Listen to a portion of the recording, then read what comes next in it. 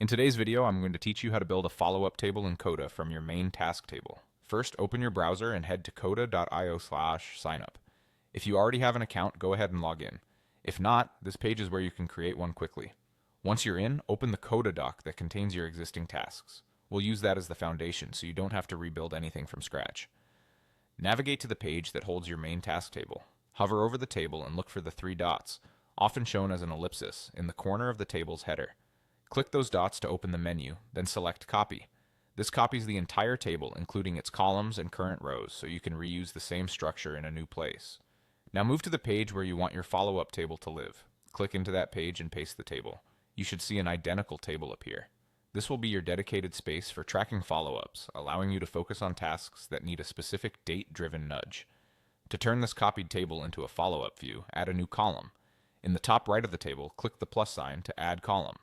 When prompted for the column type, choose Date. This ensures Coda recognizes entries as dates, which we'll use to filter the table.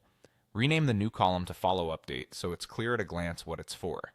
You can do this by clicking the column name and typing the new title. Next, set up a filter so the table only shows rows that have a follow-up date assigned.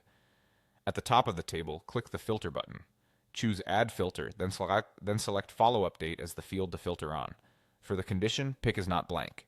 This tells Coda to display only the rows where you've actually set a follow-up date.